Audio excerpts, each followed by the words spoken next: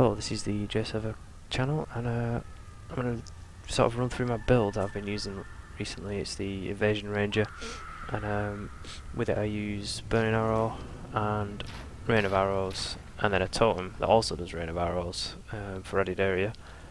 I use Enduring Cry. Because I'm using Evasion, I figure if I do get hit I want some sort of damage reduction. Then I use Enfeeble for the same reason, and also because it reduces their accuracy. So they basically do less damage and are less accurate. And then when I'm fighting like Piety, which I'm on the way to now, I will use Frenzy to get the last hit because it's socketed in with Item Rarity and Culling Strike Frenzy. It's also in Orc's Steel Gauntlets that give increased rarity. I've been able to use these because they are half evasion. I get 100 from them, it's not too bad. And I don't really even notice it as a lacking thing for my gear, so I'll keep them. Then other skills, I have the Rain of Arrows totem, also socketed in with faster attacks and blind. Rain of Arrows on me, socketed in with blind, life gain on hit, and mana leech. The mana leech means it pays for itself, the life gain on hit means I'm pretty much always getting life back, and it's better for me than leech because it's quite low damage, so I don't get too much back from leech. Then the Burning Arrow is in with faster attacks, blind, and added fire damage, because that and Burning Arrow itself scale up from physical, so I figure that's adding the most. But I need the blind on everything because it reduces the chance to hit of enemies, and if they're already enfeebled and then blinded, it's a lot more unlikely that I'll be hit. I have a quartz flask so that I can run through enemies if I need to. You'll see why when I actually play the game, and that's partly because I'm using Rain of Arrows and it hits an area. I've used in the tree, you can see point blank, which means they deal more damage when they're closer to me, the projectiles. So I stand here and spam Rain of Arrows here, and then anything that's attacking me takes increased damage while it's around me, and then I can just curse on myself as well, curse everything that's immediately next to me. And that seems to deal a lot more damage than it would do if I just used it normally and at range. And also it's very easy to become surrounded, so if your character is built around being surrounded, I figure that's better. Also I can pretty much face tank anything if I proc the blind first using the totem on me, and then just run up to it and just ponk ponk in its face. It's usually fine. I can face tank like pretty much anything he's doing that.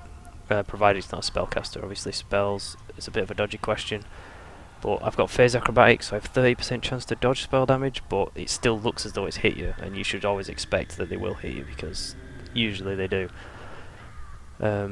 But yeah, if any attack gets through my evasion, it's got the acrobatics to deal with, which is 30%, but then I've got the improvements, so it's 40. Is it 40? I think it's 40%. Other than that, in the tree I've just taken evasion and life, some damage nodes here, and I'm starting to take I've got heavy draw, I take deadly draw. Ondar's Guile to make me basically immune to projectile attacks. And that's pretty much it. I mean, all that I need to do is stack life and stack evasion, and then, because basically if it gets through, you've got no real mitigation from anything other than elemental damage from your resist, so you need to be able to take pretty much any one hit and you're good. So yeah, I've taken Crystal Skin to avoid status helmets every now and again. Taken Herbalism because I figured I didn't really see a reason not to, because it's increased recovery speed from flasks, so you can really like just use big flasks and get a bit more benefit out of them. And whilst I'm doing this, I pretty much get life on hits so much that I don't even notice any damage anyway. Things like this guy that can put Righteous Fire on is usually something that can sort of do a bit of damage, but you see I'm just out healing it enough that I don't even notice it. I just go in and make sure everything's cursed, and then any damage that I take I immediately heal back before it's even an issue. And that's pretty much it. I mean, I'll probably cut to me like farming Piety or something.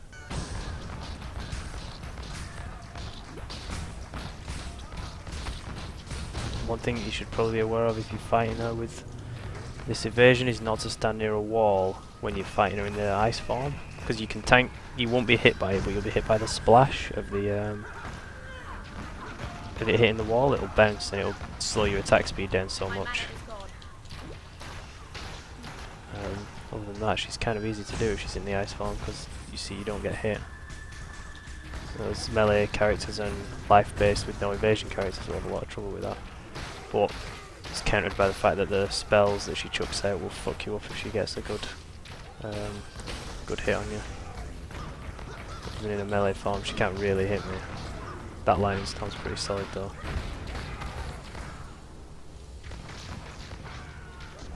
Cool. There you go.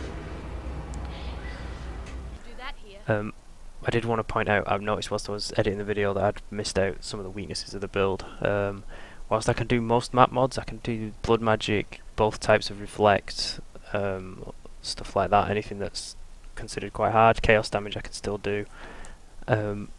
It's the main weaknesses with it are things like degens, like the Righteous Fire on the things in Lunaris, or if they spawn in maps.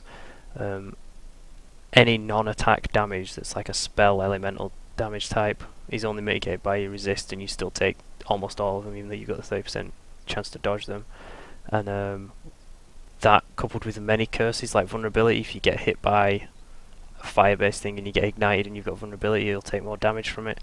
And also if something does hit you, you take a lot more damage from physical whilst you've got vulnerability on, so you can end up taking a lot more of a spike of damage than you would expect.